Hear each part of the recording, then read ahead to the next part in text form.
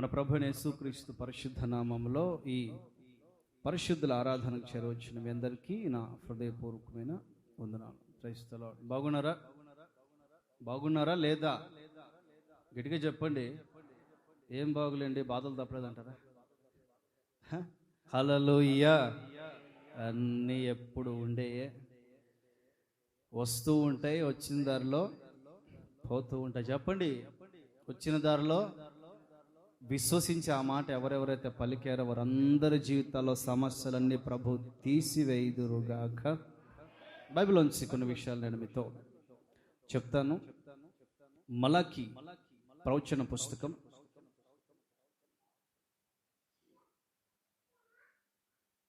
మలాకి ప్రవచన పుస్తకం 4వ అధ్యాయం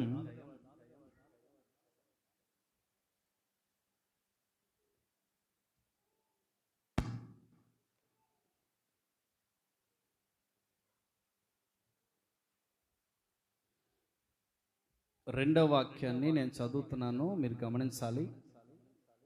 మలాకి ప్రవచన పుస్తకం 4వ అధ్యాయం 2వ వాక్యాన్ని నేను చదువుతున్నాను, మీరు గమనించాలి.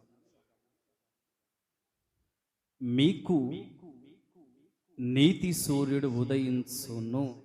ఆమె చెప్పండి గట్టిగా గట్టిగా గట్టిగా చప్పట్లు కొడుతూ ప్రభు నామమును కనపరచండి.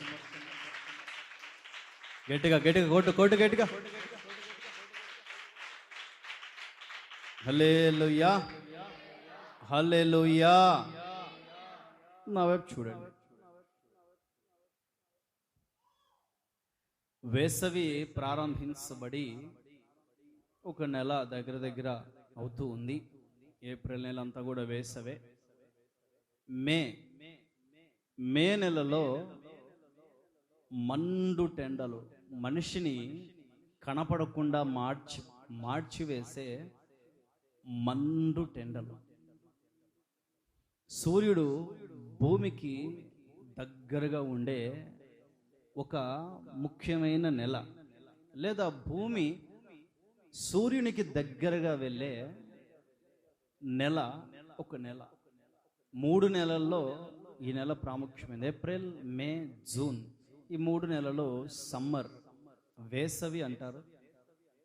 ఈ 3 నెలల్లో ఈ నెల కొంచెం ప్రాముఖ్యమైనది. ఎందుకంటే ఏప్రిల్లో ఎండలు స్టార్ట్ అవుతాయి, కొంచెం పెరిగి మే నుంచి ఎక్కువగా ఉండి, మే నెల అంతా కూడా ఎక్కువగా ఉండి, మరలా మే ఎండింగ్లో జూన్ స్టార్టింగ్లో మెల్లగా చిన్నగా తగ్గుతూ జూన్ చివరికంతా కూడా పూర్తిగా తగ్గి, జూన్ మధ్య నుంచి 15-16 తారీఖుల నుంచి లేదా జూలై స్టార్టింగ్ నుంచి వసంతకాలం ప్రారంభించబడుతుంది. ఈ మండు వేసవిలో ఏంటి ఎండలు అని అనుకునే వాళ్ళు ఎంతోమంది. నిజానికి సిచ్యువేషన్లీగా ప్రసంగం చెప్పడం ఇదే ఫస్ట్ టైం. పెద్దగా మనసు పెట్టని నేను సీజన్లీ మెసేజెస్ చెప్తుంటారు మన సేవకులు చాలామంది. వసంతకాలంలో దానికి సంబంధించిన, వర్షాలకు సంబంధించిన వర్తమానాలు, వేసవిలో ఆ వేసవికి సంబంధించిన, వేసవి పంటలకు, వేసవి వేడికి సంబంధించిన సందేశాలు, చలికాలంలో మంచు, చలి అనే ఇలాంటి వర్తమానాలు సీజన్లీగా చెప్తూ ఉంటారు. ఇంతవరకు కూడా ఎక్కడ నేను పెద్దగా మనసు పెట్టలేదు, చెప్పలేదు. ఎందుకో గత దినాన పరిశుద్ధాత్ముడు నన్ను ప్రేరేపించిన దాన్ని బట్టి సీజన్లీగా ప్రభు నీతో మాట్లాడమని ఒక మాట నాకు ఇచ్చారు. ఏంటంటే, ఈ మే నెలంతా కూడా అందరూ సూర్యుడిని తిట్టుకుంటూ, అరుచుకుంటూ, సూర్యుని మీద బాధపడుతూ, సూర్యుని కొంచెం ఇబ్బందికరంగా భావిస్తూ ఉంటారు. మీరు అలా ఆలోచించాల్సిన అవసరం లేదు. ఎందుకంటే ఈ మే నెలలో మీకు ఉదయిస్తూ ఉన్నది కనపడే ఈ సూర్యుడు కాదు, కనపడని నీతి సూర్యుడు ఉదయించబోతున్నాడు. కొట్టు గట్టిగా ప్రభుకి విశ్వాసంతో కొట్టడమే. హల్లెలూయా హల్లెలూయా హల్లెలూయా హల్లెలూయా. ఈ సూర్యుని ద్వారా పగలు కొంచెం ఆరోగ్యకరమైన వాతావరణమే కలిగిన, సంధ్యావేళలో కొంచెం ఆరోగ్యకరమైన వాతావరణమే కలిగిన, ఎంత లాభం ఉందో అంతకి రెట్టింపు 2 అంతలుగా ఇప్పుడు కనపడే సూర్యుని ద్వారా నష్టాలు ఉన్నాయి మనుషులకి. ఈ వేసవిలో ఈ సూర్యుని ద్వారా ఎంతోమంది ఎండ దెబ్బ తగిలి తట్టుకోలేక చనిపోయే వాళ్ళు ఉన్నారు. గత సంవత్సరం కూడా కరోనా ఈ ఎండలకు ఉండదు అని అన్నారే కానీ అసలు అది మొత్తానికి దాని ప్రభావం చూపించింది ఎప్పుడు? ఎండల కాలంలోనే. చలికి వాళ్ళు మంచు ప్రాంతాలు, చలి ప్రాంతాలు, చల్లటి ప్రాంతాలు, అందుకే వాళ్ళకి ఎక్కువ పెరుగుతూ ఉంది. మనకు తగ్గుతుంది, మనకేం లేదని ఏమంటే కాళ్ళు ఎగరేసాం పోయి సంవత్సరం. అసలు కరోనా స్టార్ట్ అయ్యి కరోనా పెరుగుతూ వచ్చిందే సమ్మర్లో. ఇక వర్షాకాలం, చలికాలం స్టార్ట్ అయ్యేసరికి తగ్గుముఖం పట్టింది. మరలా సమ్మర్ వచ్చేసరికి మరలా సెకండ్ వేవ్ ప్రారంభించింది. లాస్ట్ ఇయర్ సమ్మర్ 2020 వేసవి, 2021 వేసవి సర్వ ప్రపంచాన్ని దుఃఖములో ముంచేసిందన్న విషయం వాస్తవం. ఎన్నో కుటుంబాలని రోడ్డుకి ఈడ్చిందన్న విషయం వాస్తవం. వేసవి 2020 వేసవి, 2021 వేసవి ఎన్నో కుటుంబాలని అనాథలుగా చేసింది. ఎంతోమంది కళ్ళల్లో కన్నీటి బొట్టుల్ని కాల్చేటట్లుగా చేసింది. ఎంతో మందిని రోడ్డుకి ఇడ్చింది. ఎంతోమంది ఆత్మహత్య చేసుకునేదానికి కారణంగా నిలబడింది. ఎంతోమంది డాక్టర్స్ ఆత్మహత్య చేసుకున్నారు, ఎంతోమంది అధికారులు ఆత్మహత్య చేసుకున్నారు, ఎంతోమంది రైతులు ఆత్మహత్యలు చేసుకున్నారు. ఎంతోమంది కుటుంబ యజమాని కరోనాతో చనిపోతే ఇక మేము దేనికిలే అని చెప్పి ఆత్మహత్యలు చేసుకొని చనిపోయారు. కేవలం ఈ 2020, 2021 వేసవి గురించి నేను చెప్తా ఉన్నాను. అంతకుముందు అనవసరం. గత 2 సంవత్సరాలుగా వేసవి మనిషి మనుగడకి అదో రకమైన శాపంగానే ఉంది. గత 2 సంవత్సరాలుగా వేసవి మనిషి గుండెల్లో గుబులు పుట్టిస్తూనే ఉంది. గత 2 సంవత్సరాలుగా వేసవి మనిషి కళ్ళల్లో వేదన మిగులుస్తూనే వచ్చింది.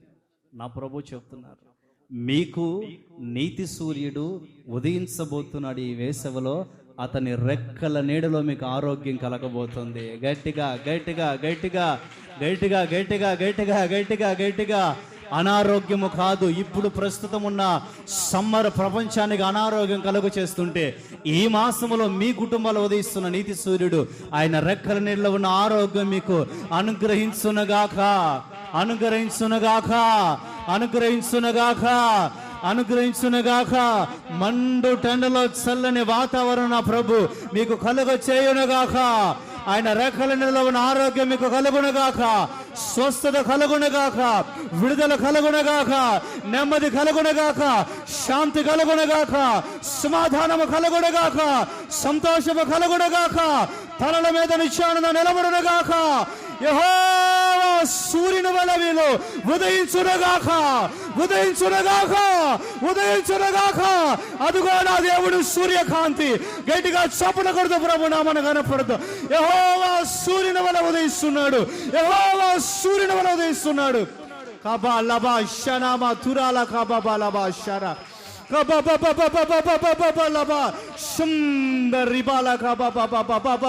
అదిగో నా దేవుని సూర్యకాంతి నక్షత్రము యాకోబులో ఉదయిస్తుంది.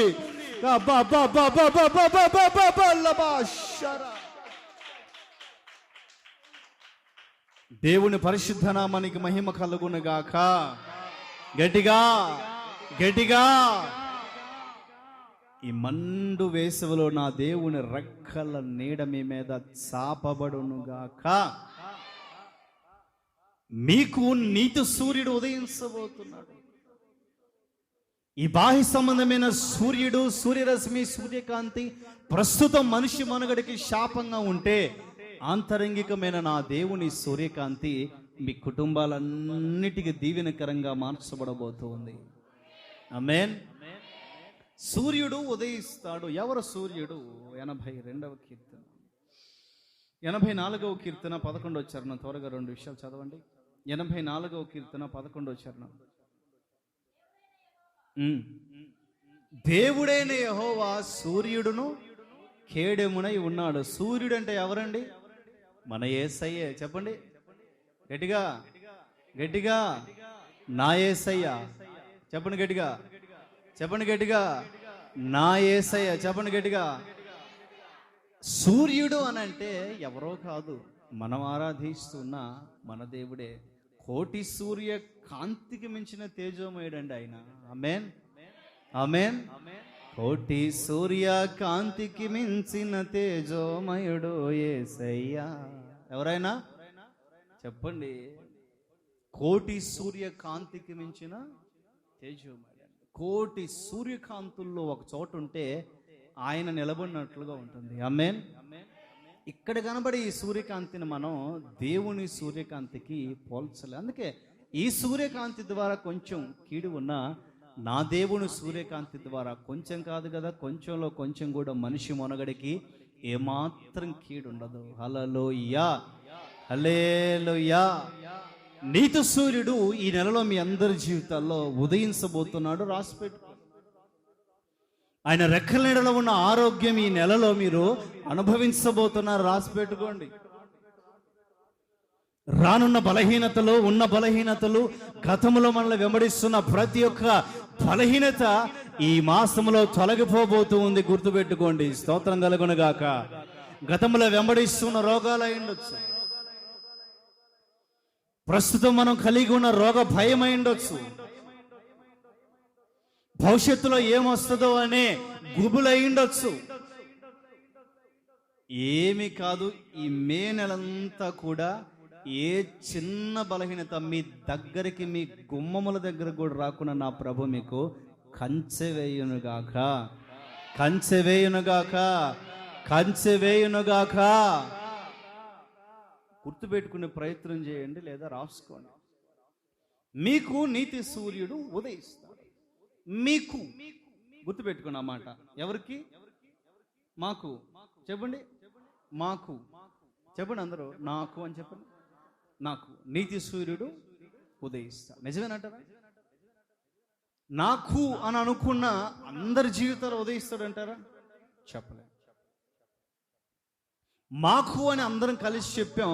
మీ అందరి కుటుంబాలు ఉదయిస్తాడని నమ్మకంగా చెప్పగలుగుతామా అంటే చెప్పలేం, చెప్పలేం. దాని దగ్గర కొన్ని ఆధ్యాత్మిక లక్షణాలు మనకి అవసరమై ఉన్నాయి.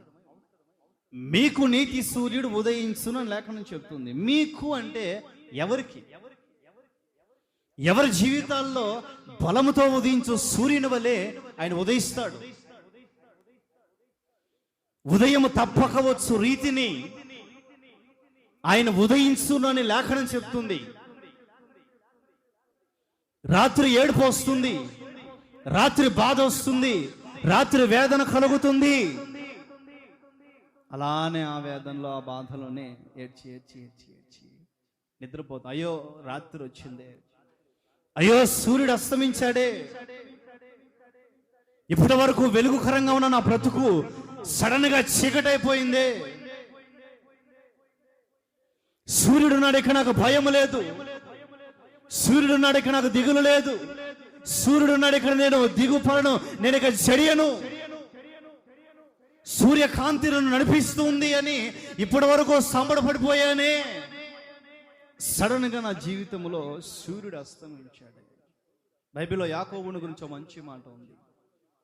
యాకోబు చేస్తున్న ప్రయాణములో ఒకానొక దినాన సూర్యాస్తమయమైందంట. ఏమైందంట?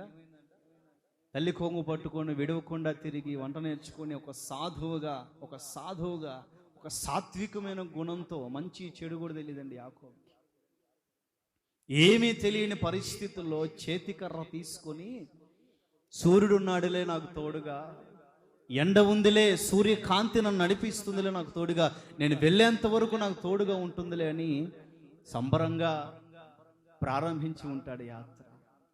సగము కూడా పూర్తవక మునిపే ఒకరోజు సూర్యుడు అస్తమించాడండి. చాలా మంది జీవితాల్లో అలాంటి పరిస్థితులు ఎదుర్కొంటూ ఉంటారు. నేను అడుగుతాను, అస్తమించిన సూర్యుడు మరలా ఉదయించకుండా ఉంటాడండి? ఇటుకి చెప్పండి తెలిసిన వాళ్ళు. అస్తమించిన సూర్యుడు మరలా ఉదయించుకుని ఉంటాడా? బైబిల్ చెప్తుంది, హోషేయ పుస్తకం 6:3 ఉంటుంది, తర్వాత చూసుకోండి. ఉదయము మరలా తప్పకవచ్చు రీతిని ఆయన మీ జీవితాల్లో తప్పక ఉదయిస్తాడు. స్తోత్రం కలుగును గాక ప్రభు. గట్టిగా గట్టిగా గట్టిగా. ఇప్పుడు చీకటిగా అనిపించవచ్చు, తప్పక నా దేవుడు ఉదయిస్తాడు. ఇప్పుడు వేదనగా అనిపించవచ్చు, తప్పక నా దేవుడు ఉదయిస్తాడు. ఇప్పుడు అప్పులుగా అనిపించవచ్చు, తప్పక నా దేవుడు ఉదయిస్తాడు. ఇప్పుడు కష్టంగా అనిపించవచ్చు, తప్పక నా దేవుడు ఉదయిస్తాడు. ఇప్పుడు కన్నీళ్ళు కార్చొచ్చు, ఇప్పుడు వేదనలు కలగొచ్చు, ఇప్పుడు బాధలు కలగొచ్చు, ఇప్పుడు కన్నీరు మున్నీరై ఏం చేయాలో అర్థం కాని పరిస్థితుల్లో ప్రశ్నార్థకంగా నిలబడిన చోటే ఉండొచ్చు. కానీ తప్పక నా దేవుడు మీ జీవితాల్లో రానున్న దినాల్లో సూర్యునిగా ఉదయించబోతున్నాడు. గట్టిగా గట్టిగా గట్టిగా. మంచిది. నా ఆశ కూడా ఒక్కరిని కూడా విడిచిపెట్టకుండా మీ అందరి జీవితాల్లో, అందరి కుటుంబాల్లో ప్రభు ఉదయించాలని నేను కూడా ఆశిస్తున్నాను. అయితే కొన్ని లక్షణాలు ఉండాలి మనం. ఎవరి జీవితాలలో ఆయన ఉదయిస్తాడు? బైబిల్లో సూర్యోదయం అయిన సందర్భాలని పైన క్రింద కొన్ని సందర్భాలను మనం గమనించుకుంటే, ఏ సందర్భంలో మన పితరుల జీవితాల్లో సూర్యుడు ఉదయించాడు, ఏ సందర్భాల్లో సూర్యోదయం వారి జీవితాల్లో కలిగి సంతోషంగా ఉన్నారు, ఏ సందర్భాల్లో సూర్యోదయం ద్వారా వారికి మేలు కలిగిందో మనం కూడా కొన్ని ఆలోచనలు చేసుకోగలిగితే, ఉదయించిన సూర్యుడు ఏం చేస్తాడు, ఎవరి జీవితాల్లో ఉదయిస్తాడు? కట్టె, కొట్టె, తెచ్చ, ముచ్చడికి 3 మార్చి ముగిస్తాను. ముగించేదానికి సమయానికి ముగించేదానికి ప్రయత్నం చేస్తాను. ముగింపు. పరిశుద్ధాత్ముడు ఆత్మ చెప్పు సంగతులు చెవి గలవాడు మాత్రమే గ్రహించునుగాక. ఆదికాండం. ఉదయించిన సూర్యుడు ఏం చేస్తాడు? మన జీవితాల్లో ఉదయించాలంటే మనం ఎలా ఉండాలి? ఆదికాండం, జెనసిస్ చాప్టర్ 19 verse 23, 19, 23. ఓకే, చాలు. ఈ మాట అందరు గమనించండి. లోతు సోయరు అనే ప్రాంతానికి వచ్చినప్పుడు ఆ దేశంలో సూర్యుడు ఉదయించాను. అంతకుముందు సూర్యోదయం లేదు. అంతకుముందు కఠినమైన చీకటి. నన్ను చూడాలి. అంతకుముందు కఠినమైన చీకటి, అంతకుముందు శాపం, అంతకుముందు అదో రకమైన చీకటి పర్వం, అంతకుముందు అదో రకమైన కన్నీళ్లు. సోయరు ప్రాంతంలో లోతు ఎప్పుడైతే సోయరుకు అడుగు పెట్టాడో, సోయరు ప్రాంతంలో సూర్యుడు ఉదయించాడు. లోతు జీవితంలో కూడా సూర్యుడు ఉదయించాడు. స్తోత్రం కలుగును గాక. హల్లెలూయా. దేవుని పరిశుద్ధ నామానికి మహిమ కలుగును గాక. సోయరు అని అంటే ఏంటి? అక్కడే ఉంటుంది. ఆ పై వచనంలోనే ఒక మాట సోయర్ అని రాసి ఫుట్ నోట్లో 1 అని అంకేసి కింద రాస్తాడు. సోయరు అంటే ఏంటి? చిన్నది. చెప్పండి, అందరూ చెప్పాలి. సోయరు అంటే ఏంటి? చిన్నది. చిన్నది చిన్నది అని అంటే తగ్గింపు అనే దానికి సూచన. తగ్గింపు అనే మాటకి సూచన. సూర్యుడు ఉదయించి ఆరోగ్యాన్ని ఇవ్వాలి అన్నా, అసలు అక్కడేం జరిగిందో తెలిసిన? ఆరోగ్యం సంగతి కొంచెం పక్కన పెడితే, సర్వ ప్రపంచములో ఉన్న కొన్ని దేశాలకి దేవుని ఉగ్రత వస్తుంది. దేవుని ఉగ్రత ఆకాశం నుంచి దిగి భూమి మీదకు వచ్చిన గడియలు. కరోనా కొన్ని దేశాలని విపరీతంగా పట్టి పీడిస్తుంది. గమనించారా? నేను అంటాను, భారతదేశంలో మహారాష్ట్రలోనే కరోనా ఎందుకు పెరుగుతుంది? కరోనా ఒక్కటే అంటారా? పోయిన సంవత్సరం గమనించారా మీరు? మహారాష్ట్రలో తుఫాన్ వచ్చింది. ఏమొచ్చింది? భయంకరమైన తుఫాన్ వచ్చి లక్షల కోట్ల రూపాయల నష్టం వచ్చింది. శ్రీకాకుళంలో వచ్చింది, అస్సాంలో వచ్చింది, ముంబైలో వచ్చింది, కేరళలో వచ్చింది, మహారాష్ట్రలో వచ్చింది. ఇవన్నీ కూడా తక్కువగా వరంగల్లో, తెలంగాణలో కూడా వచ్చాయి పోయిన సంవత్సరం. ఇదే జూన్, జూలై ఈ మాసాల్లోనే. అన్ని రాష్ట్రాలు వార్తలకు ఎక్కిన విధానం ఒకటి, మహారాష్ట్ర వార్తలకు ఎక్కిన విధానం ఒకటి. ఎందుకని అక్కడ మాత్రమే కేసులు పెరుగుతున్నాయి? ప్రపంచంలో ఎన్నో దేశాలు ఉన్నాయి, ఎన్నో ఊర్లు ఉన్నాయి, ఎన్నో మహాపట్టణాలు ఉన్నాయి, ఎన్నో జంట నగరాలు ఉన్నాయి. సొదొమ గొమొర పట్టణాల మీదే దేవుని ఉగ్రత ఎందుకు వచ్చింది? దేవునికి వ్యతిరేకమైన కార్యాలు ఎంత మోతాదులో వాళ్ళు చేస్తూ ఉంటే ఆ పట్టణాలని మాత్రమే దేవుడు అగ్ని చేత దహిస్తాడండి. యాసిడ్ పడిందంట ఆకాశం నుంచి. బ్రిమ్ స్టోన్స్ అని రాయబడి ఉంది. ఏం స్టోన్స్ అంటే? బ్రిమ్ స్టోన్స్, అగ్ని గంధకాలు. Fire and brimstones. అగ్ని మరియు యాసిడ్, అగ్ని మరియు యాసిడ్ పడ్డది.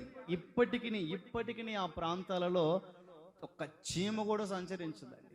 శపించబడిన ప్రాంతాలుగా మార్చబడ్డాయి. అదో రకమైన శాపానికి గురైన ప్రాంతాలుగా నేటికి చరిత్రలో ఒక చెరగని ముద్రగా ఉన్నాయి సొదొమ గొమొర ప్రాంతాలు. ఆ ప్రాంతాల్లో లోతు నివాసం చేస్తున్నాడు. సొదొమ పట్టణపులో ఒక స్థానిక నివాసం చేసే వాసిగా మార్చబడ్డాడు. మందిలో కలిశాడు, మందలో కలిశాడు, జనములో కలిశాడు, ఆచారాల్లో కలిశాడు, పద్ధతుల్లో కలిశాడు, వ్యవహారాల్లో కలిశాడు. ఏమండి, అందరితో మమేకమైపోయాడు. గుంపులో గో, నలుగురిలో నా అన్నట్లు అయిపోయాడు. ఏమండి, గుంపులో గో చెప్పండి. మీరు తెలియనట్టు నటించినా నాకు తెలుసు, మీకు తెలుసని. నలుగురిలో నా అన్నట్లుగా తయారైపోయాడు. లోతు దగ్గరికి దేవుని వాక్యం దేవదూతల ద్వారా వస్తుంది. లోతు, చివరిగా నీకు అవకాశం ఇస్తున్నాను. లోతు, ఇక్కడే ఉంటే ఈ వ్యాధికి నువ్వు కూడా బలైపోతావు. ఈ పద్ధతులలోనే ఉంటే ఇప్పుడు ప్రపంచాన్ని పట్టి పీడిస్తూ ఉన్న దేవుని ఉగ్రతలో నీవు కూడా పాలు పొందుతావు. ఇక్కడే ఉంటే ఆకాశం నుంచి కురుస్తున్న దేవుని ఉగ్రతకి నీవు కూడా బలైపోతావు. ఇక్కడ ఉండొద్దు లోతు. దేవుని కృప, దేవుని దయ, దేవుని కనికరం నీ మీద ఉంది లోతు. స్తోత్రం కలుగునుగాక. యెహోవా కనికరము చూపుట వలన ఆ దేవదూతలు అట్లా చేతులు పట్టుకొని తీసుకెళ్ళి, అదిగో అక్కడ చిన్నది అని చెప్పబడుతున్న పట్టణం, చిన్నది అని చెప్పబడుతున్న చిన్న ప్రాంతం ఉంది. అక్కడికి వెళ్ళి తలదాచుకో. స్తోత్రం కలుగునుగాక. హల్లెలూయా, హల్లెలూయా.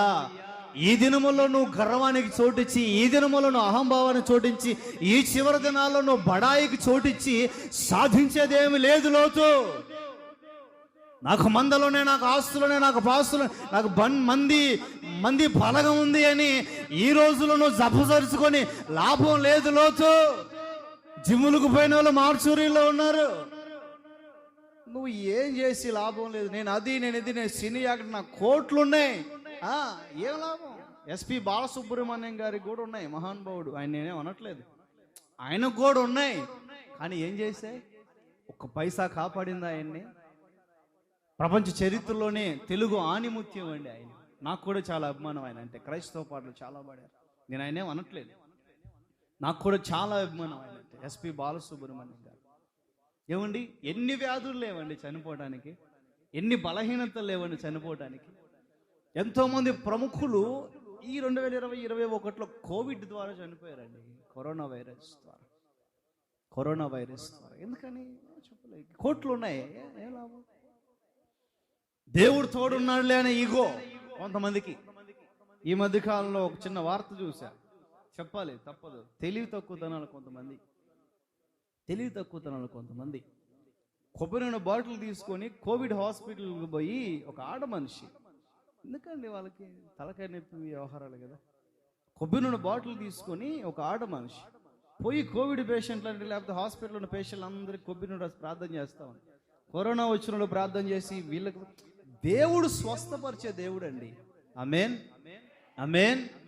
కానీ ఇలా చేయమని ఏ మిషనరీ బైబిల్లో కూడా దేవుడు చెప్పలేదండి. ఇలా చేయమని బైబిల్లో కూడా చెప్పలేదండి దేవుడు. మూర్ఖంగా చేయండి అని. వివేకంగా, తెలివిగా ఆశ్రయించిన వారికి ప్రార్థన చేయటం తప్పులేదు. కానీ అవివేకంగా హాస్పిటల్లోకి పోయి ఇప్పుడు ఏమంటున్నారు వాళ్ళు? ప్రభుత్వం మాకు అండగా ఉందని చెప్పి ఆ మనిషి మీద పడుతున్నారు. వీళ్ళకి ప్రభుత్వాలు అండగా ఉన్నాయి, అందుకనే వీళ్ళు ఇట్లా పేటరేగిపోతున్నారు, మతాన్ని విస్తరింపజేసుకున్నారు. ఏమండి, మొన్న ఒక దరిద్రుడు వచ్చాడు, అక్కడెక్కడో బోర్డు వేస్తే ఆ మనిషికి ఏం పోయే కాలం. ఏమండి, అక్కడెక్కడో బోర్డు వేస్తే ఆ మనిషికి ఏం పోయే కాలం. పోయే కాలమే మరి అదంతా. వీళ్ళందరూ విస్తరిస్తున్న వీళ్ళందరూ నాకు సపోర్ట్ చేసే వాళ్ళు ఎవరైనా ఉన్నారని చెప్పి తిరుగుతూ ఉన్నాడు. ఎవడు వస్తాడండి ఈ రోజుల్లో? ఏమండి, బంధువుల దగ్గరికే రాలేకపోతున్నారు జనాలు. నీ దగ్గరికి వస్తారా ఏంటి సార్? బంధువుల దగ్గరికి రాలేకపోతున్నారు జనాలు. ఇలాంటి పరిస్థితుల్లో కొంచెం వివేకంగా ప్రవర్తిస్తూ, కొంచెం జ్ఞానయుక్తంగా ప్రవర్తిస్తుంటే ఎంత బాగుంటుందండి. దేవుడు తోడై ఉన్నాడులే అని చెప్పి ఒక గర్వం, అదో రకమైన అవివేకపు మనస్తత్వం, అదో రకమైన ఈగో, ఓవర్ భక్తి అంటారే. ఏమంటారండి? తప్పుగా అనుకోకండి. ఓవర్ భక్తి అంటారు కొందరికి. అతి చేస్తుంటారు అనమాట. ఇప్పుడు అతి చేసిన వాళ్ళందరూ హాస్పిటల్లో ఉన్నారు. చెప్పమంటారా లిస్ట్? సాధారణ అవుతున్నాడు. అతి చేసిన వాళ్ళందరూ ఇప్పుడు హాస్పిటల్లో ఉన్నారు. చెప్పమంటారా లిస్ట్? చెప్పమంటారా? సిగ్గుచేటు, కడుపు చించుకుంటే కాళ్ళ మీద పడుతుంది అంటారు. దేనికి తగ్గు, దేవుడు హెచ్చిస్తాడు. స్తోత్రం కలుగును గాక. హల్లెలూయా. పదవి గర్వం, కుల గర్వం, పేరు గర్వం, పెద్దరిక గర్వం, తలాంతుల గర్వం, లోతు, ఇవన్నీ నువ్వు చేతలు పట్టుకొని ఈ సొదొమ గొమొర్రాలో ఉన్నావు అనుకో, దేవుని ఉగ్రత పాత్ర నీ మీద కూడా కుమ్మరించబడు. రేపో మాపో నీ ఇంటి తలుపులు కూడా తడుతుంది లోతు. రేపో మాపో నీ ఇంటి మీద పడుతుంది లోతు. రేపో మాపో నీ ఒంటిలోకి వస్తుంది లోతు. Beware, be careful. నాకేమవుతుంది అని చెప్పి మాస్కులు పట్టుకోకుండా తిరిగామనుకోండి, నాకేమవుతుంది శానిటైజర్ కొట్టుకోకుండా తిరిగామనుకోండి, నాకేమవుతుందని చెప్పి డిస్టెన్స్ లేకుండా అవివేకంగా ప్రవర్తించామనుకోండి, రేపు వచ్చిన తర్వాత ఏమవుతుంది? ప్రభుత్వ నియమాలు మనకి మొత్తుకుంటున్నాయి కదా, సమస్తం మొత్తుకుంటుంది కదా. కొన్ని చోట్ల ఆదివారపు ఆరాధనలు క్యాన్సిల్ చేశారు. రాజమండ్రిలో స్వచ్ఛందంగానే ప్రభుత్వం చెప్పకుండానే వెస్లెన్న ఆదివారపు ఆరాధనలు క్యాన్సిల్ చేశాడు. ఏమైంది? ఆయన చేసుకోలేడు మూర్ఖం. ఏమవుతుందిలే, మనం అంత పెద్ద మినిస్ట్రీ, నేను సేవ చేస్తున్నా, దేవుడు నన్ను కాపాడ్డా అని మూర్ఖంగా చేస్తే పరిస్థితి ఏంటి? వివేకం ఉండాల్సిన అవసరం మంది మారబలం చాలా తక్కువగా ఉంది కాబట్టి, ప్రభుత్వం నుంచి ఇంకా మనకి కొన్ని ఆర్డర్స్ రాలేదు కాబట్టి, స్వతంత్రత ఉంది కాబట్టి కూడుతున్నాం. గత రాత్రి స్వచ్ఛందంగానే ఆపేశాం. 6 తర్వాత కర్ఫ్యూ ఉందన్నారు. మనం మందిరంలో ఉన్నా కూడా ఎవరు వచ్చి అడగరు మనల్ని, ఎవరేమనరు. అయినా దేనికి? 6 తర్వాత జనాలు తిరగొద్దని చెప్పారు. మనల్ని తిరగకుండా జాగ్రత్తగా ఉండండి ఇళ్ళలో అని చెప్తే బాగుంటుంది కదా. దేవుడు మనం ఎక్కడుండి ప్రార్థన చేసినా దేవుడు మనకు తోడే ఉంటాడండి. దేవుడు ఎప్పుడు కూడా మూర్ఖంగా వెళ్ళమని చెప్పాలి. మన మిషనరీలు కూడా మనకి మూర్ఖంగా చేయండి అని ఎప్పుడు కూడా బోధించాలి, బలవంతంగా చేయండి అని ఎప్పుడు కూడా బోధించాలి. వివేకంగా పాములు వలె చివరి దినాల్లో వివేకులై ప్రవర్తించండి అని యేసయ్య చెప్తాడు. ఆమేన్. ఎలా ఉండాలంట? వివేకానికి పామునే ఎందుకు పోల్చాడు చెప్పండి, ఎవరైనా తెలిస్తే? ఒకవేళ మీకు రకరకాల ఆలోచనలు ఉండుండొచ్చు. నేను ఒకటి చెప్తా, నాకు తెలిసింది మంచి వివరణ చెప్తా. వివేకానికి పామునే ఎందుకు పోల్చాడు తెలుసిన? అక్కడ ఆయన పాము 50 అడుగుల దూరములో ప్రమాదం ఉంటే వాసన ద్వారా పసిగడుతుంది. ఒక జంతువు ద్వారానా, ఒక మనిషి ద్వారానా, ఒక జీవి తోటి పాము ద్వారానా, ఏదైనా అయిండొచ్చు.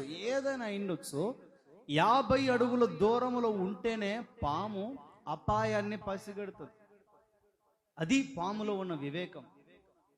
ఇంట్లోకి వచ్చి కూర్చున్న తర్వాత కూడా అర్థం కాని పరిస్థితులు మనం ఉన్నాము అని అంటే వివేకం లేని భక్తే చేస్తున్నాం అర్థం. జాగ్రత్త సుమి. హల్లెలూయా, హల్లెలూయా. ఇలాంటి అవివేకపు ఆలోచనలు, పనులన్నీ ఎప్పుడు చేస్తాము అని అంటే తగ్గింపు లేనప్పుడు. లోతు, నువ్వు ఇక్కడే ఉంటే బలైపోతావు. లోతు, నువ్వు ఇక్కడ ఉండొద్దు. లోతు, తగ్గించుకో. అక్కడ సోయరు, తగ్గింపుకు సూచన కూడా. చిన్నది అని చెప్ప, అంత చిన్నది నాకు సరిపోతుందా? నీ ఒక్కడికి ఆ చిన్నది చాలు. లోతు, భవిష్యత్తు సంగతి తర్వాత, ఫ్యూచర్ సంగతి దేవుడు చూసుకుంటాడు. ఏనాటి కీడు ఆనాటికి. ఈ రోజు నువ్వు తగ్గించుకో. ఈరోజు మనం తగ్గించుకో. ఈరోజు మనం అణిగిమణిగి ఉందాం దేవుని నీడలో. దేవుని రెక్కల నీడ. పేతురు అంటాడు, మూలవాక్యంలో మనం చదువుకుందాం, మీకు నీతి సూర్యుడు ఉదయిస్తాడు, అతని రెక్కలు ఆరోగ్యము కలుగు చేస్తాయి. పేతురు అంటాడు, ఆయన రెక్కల నీడ, ఆయన బలిష్టమైన చేతి క్రింద అణిగి ఉండండి, తగిన సమయంలో లేపుతాడు ఆయన. స్తోత్రం కలుగునుగాక. హల్లెలూయా, హల్లెలూయా, హల్లెలూయా. తగ్గించుకొని ఏం చేయాలి? దినవృత్తాంతాలు 2వ పుస్తకం 7:14. దినవృత్తాంతాలు 2వ పుస్తకం 7:14. Chronicles 2nd book 7:14. తగ్గించుకొని ఏం చేయాలి మనం ఈ ప్రస్తుత పరిస్థితుల్లో?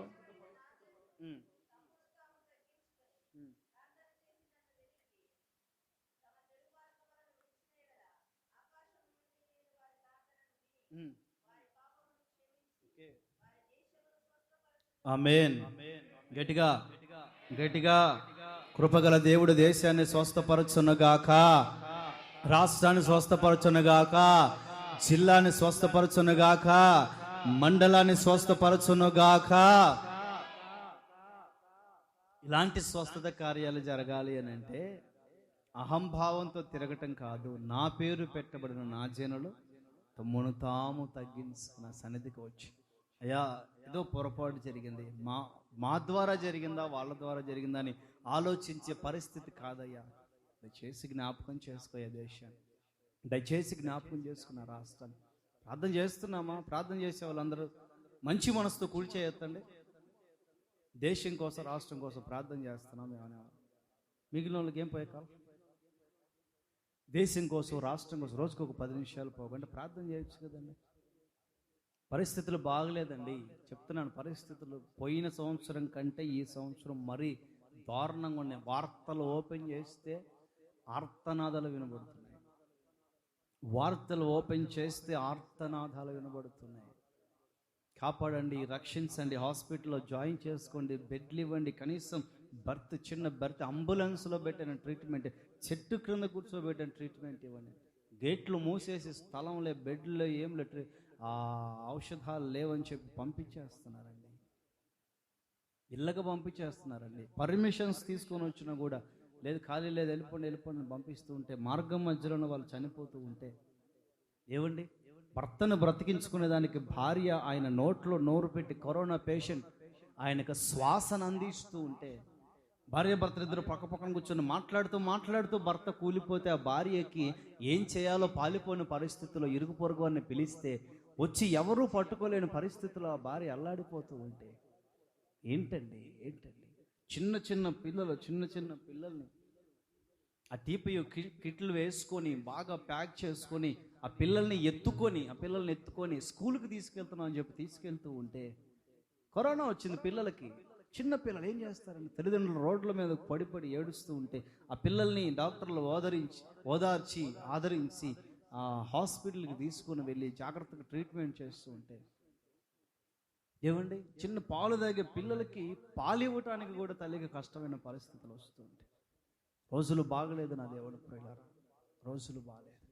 ఇలాంటి పరిస్థితుల్లో కనీస భారం, కనీస బాధ్యత ఏమండి? ఓవైపేమో కష్టపడి పనిచేసే పోలీసులు, కష్టపడి పనిచేసే వైద్యులు, మరోవైపేమో ఒక వ్యక్తి కరోనా పేషెంట్ చనిపోతే ఆ హాస్పిటల్ యాజమాన్యానికి 7-8 లక్షలు వస్తాయని చెప్పి పేషెంట్ని బెడ్ మీదనే చంపేస్తున్నారు. కొంతమంది పేషెంట్ని బెడ్ మీదనే చంపేస్తున్నారు.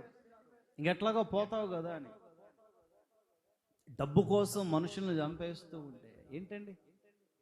ఎక్కడుంది సమాజం? ఎటు వెళ్తుంది మనిషి మనుగడ? ఇలాంటి కర్కశమైన పరిస్థితుల్లో మనకి ఆ స్థితి రాకుండా కాపాడాడు. చూసావా? ఆయనండి నీతి సూర్యుడు. గట్టిగా ఆయనండి నమ్మదగిన దేవుడు. ఇలాంటి భయంకరమైన పరిస్థితుల్లో లాస్ట్ ఇయర్ కూడా న్యూస్ చెప్పే వాళ్ళు ఎవరు మాస్కులు వేసుకోవాలా?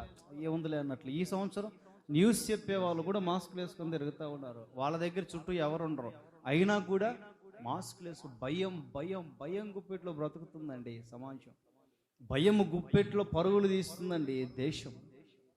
ఏం చేయాలో పాలిపోట్ల. సగం జనాభా ఖాళీ అయిపోతుందా, లేకపోతే మనిషి మనుగడ ఇలానే పతనం అయిపోతుందా, ఇక మనిషి జాతి అంతరించిపోతుందా అనే స్థితికి వెళ్ళిపోయిందండి. ప్రస్తుతం ఆలోచనలన్నీ అలానే ఉన్నాయి అందరికీ. కరోనా రూపాలు మార్చుకుంటూ ఉంటే, వ్యాక్సిన్ల తర్వాత వ్యాక్సిన్లు కనిపెడుతుంటే ఏ వ్యాక్సిన్ ఏ శరీరం మీద ఆ సెట్ అవ్వక అదంతా రివర్స్ అయిపోతూ ఉంటే, వ్యాక్సిన్లు రివర్స్ చచ్చిపోయారు కొంతమంది, కరోనా చచ్చిపోయారు కొంతమంది, ఏమండి ఉన్న బలహీనతలకు పోగొట్టుకొని హాస్పిటల్కి వెళ్తే ట్రీట్మెంట్ సరిగ్గా అందక చనిపోయేవాళ్ళు కొంతమంది. ఏంటండి ఏమవుతుంది? నా దేవుని ప్రియులారా, ఇలాంటి కర్కశమైన పరిస్థితుల్లో మనం తగ్గించుకొని రోజులో ఒక అర్ధ గంట అయినా ప్రార్థన చేయాలి. నా పేరు పెట్టబడిన నా జనులు అయితేనే తమను తాము తగ్గించుకొని ఊరికే ఉండరు, ప్రార్థన చేస్తారు. నా పేరు పెట్టబడిన నా జనులు అయితే మాత్రమే తగ్గించుకొని ప్రార్థన చేస్తారు. అప్పుడు నేను వాళ్ళ తగ్గింపు ప్రార్థనను, ఏమో మీ అందరి ప్రార్థనను బట్టి ఈ పామిడి మండలం అంతా రక్షించబడొచ్చేమో. ఆమేన్. ఈ పామిడి మండలమేనా? పామిడి మండలం అంతా కూడా విడుదల పొందొచ్చేమో.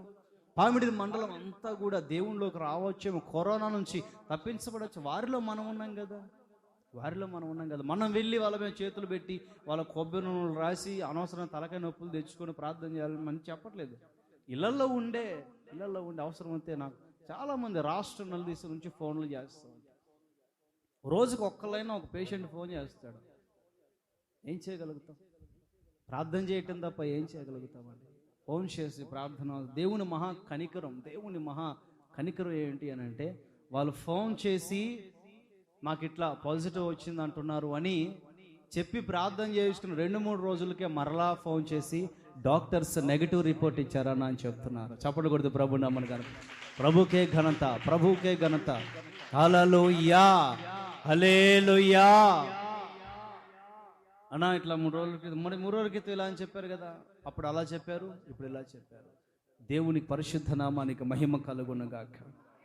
తగ్గించుకుని దేవుని సన్నిధిలో ప్రార్థన చేస్తే మన ప్రార్థన వినడా? ఒకసారి మందిరం బాగు చేస్తూ ఉంటే ధర్మశాస్త్రపు చుట్ట మోషే రాసిన ధర్మశాస్త్రం దొరికింది. 5 పుస్తకాలు, ఆదికాండం, నిర్గమకాండం, లేవీకాండం, సంఖ్యాకాండం, ద్వితీయోపదేశకాండం అనే ఈ 5 పుస్తకాల చర్మపు చుట్ట ఎక్కడో మూలనబడి ఉంటే దొరికింది మనోళ్ళకి. పరిగెత్తుకుంటూ రాజుగారి దగ్గరికి తీసుకుని వెళ్ళి, రాజా ధర్మశాస్త్రపు చుట్ట దొరికింది రాజా. అవునా? ఇన్ని రోజులు దానికోసం ఎదురు చూస్తున్నాడు, ఇన్ని రోజులు దానికోసం నేను అల్లాడిపోతూ ఉన్నాను, ఒక్కసారి చదివి వినిపిస్తూ ఉన్నాడు. దేశం మీదకి వచ్చే తెగుళ్ళు, పరిస్థితి, దేవుని పిల్లలు ఎదుర్కొన్న విపత్కర పరిస్థితులన్నీ కూడా నిర్గమకాండం, ద్వితీయోపదేశ కాండాలన్నింటిలో జరిగిన వివరణలన్నీ కూడా, యాజక ధర్మం, గుడారము, దేవుని కృప, దేవుని ప్రత్యక్షత అన్ని చదువుతూ దేవుని పిల్లలు ఈరోజు ఇలాంటి దుర్భర పరిస్థితుల్లో దిగజారిపోవడానికి గల కారణాలు తెలుసుకొని, రాజు సింహాసనం మీద నుంచి లేచి బట్టలు చించుకొని బూడిదలో పడుకొని బూడిదలో కూర్చొని వెర్రి కేకలు పెట్టి ఏడుస్తున్నాడు. మేమే కదా దేవుని ఉగ్రతకు కారణం. మా దేశ క్షేమం కొరకు మేము తగ్గించుకొని ప్రార్థన చేయకపోబట్టే కదా ఈరోజు దేశం ఈ స్థితిలో ఉంది. ఎప్పుడూ మతాల మీద పడి చావటమే తప్ప, మా మతం గొప్పది, మేం గొప్పలు, మేము అవి తినం ఇవి తినం, అట్లా ఉండు ఇట్లా ఉండు, ఈడికి రామని ఎవరినో అంటరాని వాళ్ళలాగా చూడటం తప్ప, వాళ్ళు మనం చూసి మనం వాళ్ళని చూసి ఇలా మత సంబంధమైన గొడవలు పెట్టుకోవడానికి సమయం సరిపోతుంది తప్ప, ఒక ఐక్యతతో మనిషి కలిగి, సార్వభౌమత్వం కలిసి వాళ్ళ కోసం ప్రార్థనలు చేయటమో, వాళ్ళ క్షేమాభివృద్ధి కొరకు మన వంతుగా మనం ఏదైనా కృషి చేయటమో ఎక్కడుందండి? మంచిదే వెళ్ళకపోవటం, ఆ విగ్రహారాధన సంబంధమైన కార్యక్రమాలకు వెళ్ళకపోవటం మంచిదే, కానీ వాళ్ళని దూషించటం, ద్వేషించటం మంచిది కాదు. అలా వాళ్ళని మనం దూషించి వీళ్ళు ఇట్లా వాళ్ళ దయ్యాలను పూజిస్తారు, ఏమండి వాళ్ళ దయ్యాలను పూజిస్తారు, మేము దేవుని పూజిస్తాం. మీలో మీరు అనుకున్నారు, బయటికి పోయి చెప్తే అంత గందరగోళం అవుతుంది. వాళ్ళు దయ్యాలను పూజిస్తారు, మేము దేవుని పూజిస్తాం. ఎవరిని పూజిస్తారు? ఇక్కడ తనుక్కునే దగ్గరే జీవితాలు సరిపోతూ ఉంటే వాళ్ళ రక్షణ ఎక్కడ? వాళ్ళ ఎదుగుదల ఎక్కడ? వాళ్ళు దేవుని కొరకు సంపాదించబడేది ఎక్కడ? పౌలు అంటాడు, నేను యూదులకు యూదుడనైతిని, గ్రీసు దేశస్తుని, అన్యులకు అన్యుడనైతిని. స్తోత్రం కలుగునుగాక. హల్లెలూయా. పౌలు అక్కడికి దిగి వెళ్ళి సువార్త చెప్పాడండి. పేదవాళ్ళ దగ్గరికి దిగి వెళ్ళి వాళ్ళు పెట్టే తిండి తింటూ సువార్త చెప్పాడు. వాళ్ళు ఇచ్చే గంజి నీళ్ళు తాగుతూ సువార్త చెప్పాడు. అన్యుల దగ్గరికి వెళ్ళి, వాళ్ళ గుళ్ళల్లోకి వెళ్ళి, లేకపోతే వాళ్ళ ఆచారాల దగ్గరికి వెళ్ళి, వాళ్ళ ఆచారాలు చేస్తూనే, ఈ ఆచారం ఎందుకు చేస్తారో తెలుసా? ఈ ఆచారం ఎక్కడి నుంచి ప్రారంభమైందో తెలుసా, ఈ విధానం ఎక్కడి నుంచి స్టార్ట్ అయిందో తెలుసా అని చెప్పి మెల్లగా వాళ్ళని స్వార్థ వైపు నడిపించేవాడండి పౌలు. ఈ రోజులో మనకు ఆ జ్ఞానం లేకపోవచ్చు, కనీసం తగ్గించుకున్న దేవుని సన్నిధిలో ప్రార్థన చేయాలనే మనస్తత్వం మనకుంటే, నా పేరు పెట్టబడిన నా జనులు తగ్గించుకొని ఎప్పుడైతే ప్రార్థన చేస్తారో నేను వాళ్ళ ప్రార్థన ఆలకిస్తా, దేశాన్ని స్వస్థపరుస్తాను. దేవుని పరిశుద్ధ నామానికి మహిమ కలుగునుగాక. గట్టిగా గట్టిగా గట్టిగా మనము ఓవైపు ఉగ్రత నుంచి తప్పించబడతాం. నేను మీకు 2 విషయాలు టచ్ చేశా. నీతి సూర్యుడు ఉదయించడం ద్వారా మనకు కలిగే లాభం ఏమిటి అని ఒకటి, ఎవరి జీవితాలు ఉదయిస్తాడో అన్నది ఒకటి. ఇక్కడ ఈ సందర్భంలో నీతి సూర్యుడు ఉదయించడం ద్వారా లోతు ఉగ్రత నుంచి తప్పించబడ్డాడు. ఇతని కుటుంబం తప్పించబడింది, ఉగ్రత నుంచి తప్పించు. ఎలా ఇతను ఉగ్రత నుంచి తప్పించబడటానికి గల కారణం ఏమిటి, సూర్యుడు ఉదయించడానికి గల కారణం ఏమిటి అని అంటే, ఇతడు ఎక్కడున్నాడు? సోయరులో ఉన్నాడు. అంటే దానికి అర్థం ఏంటి? తగ్గించుకున్నాడు. 2వ విషయం చెప్తాను. కీర్తనలో 104:21 నుంచి 23 వరకు, 104:21-23.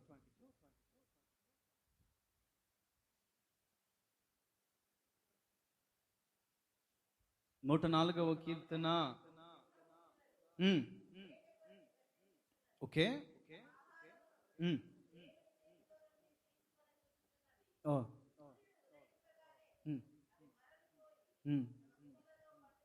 ఓకే,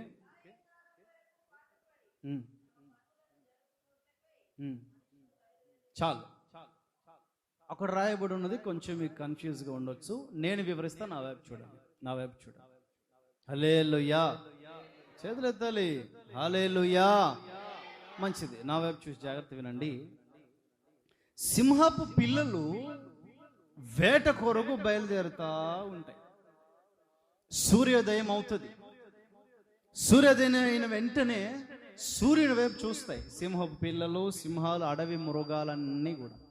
అడవి మృగాలు, జంతువులు అని కాదు, మృగాలు. ఏంటి గమనించాలి, ఆ లిటిగేషన్ గమనించాలి. జంతువులు కాదు, మృగాలు. మృగాలకున్న ఒక లక్షణం ఏంటి? ఎప్పుడు వేటాడతాయి అవి? రాత్రులు వేటాడు. ఎవరు చెప్పింది? రాత్రులు వేటాడతాయి. మృగాలు రాత్రులు వేటాడతాయి. సూర్యోదయం వెంటనే సూర్యుని వైపు చూస్తాయి. బైబిల్ చెప్తున్నమాట, సూర్యుని దగ్గర నుంచి ఒక స్వరం వినబడుతుంది వాటికి, మీరందరూ వెళ్ళి మీ గుహల్లో విశ్రమించండి. పగల మనుషులు పనులు చేసుకోవాలి, మనుషులు తిరుగుతూ ఉంటారు, పని పాటలు చేసి, మీరు రోడ్ల మీద ఉంటే జనాలు పనులు చేసుకోలేరు. మీరందరూ వెళ్ళి మీ గుహల్లో ఉండండి, సాయంత్రానికి మీకు ఆహారం సిద్ధపరిచే బాధ్యత నాది. స్తోత్రం కలుగునుగాక. హల్లెలూయా, హల్లెలూయా. అప్పుడు అవన్నీ ఓకే అనుకుని మెల్లగా గుహల్లోనికి వెళ్ళి పగలంతా నిద్రపోతాయి. ఏంటయ్యా ఆహారం సంపాదించుకోకుండా నిద్రపోతున్నావు? ఏంటి వేటకు వెళ్ళకుండా పడుకున్నావు?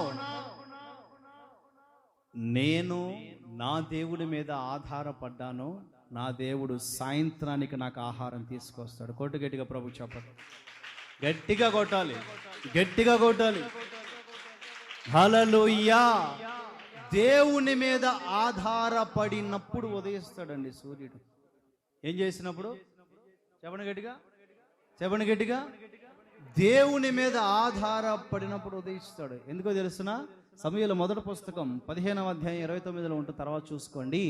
ఇజ్రాయేలుకు ఆధారమైన వాడు నరుడు కాడు. స్తోత్రం కలుగునుగాక ప్రభుకి. హల్లెలూయా. ఇజ్రాయేలుకు ఆధారమైన వాడు నరుడు కాడు. ఇజ్రాయేలుకు ఆధారమైన వాడు చేతులెత్తేసేవాడు కాదు.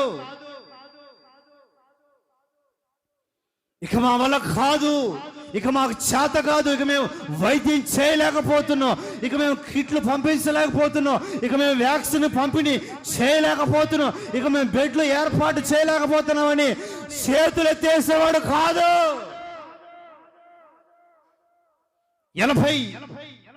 82వ కీర్తనలో ఉంటుంది, దేశమునకున్న ఆధారములన్నీ కదులుతున్నాయి.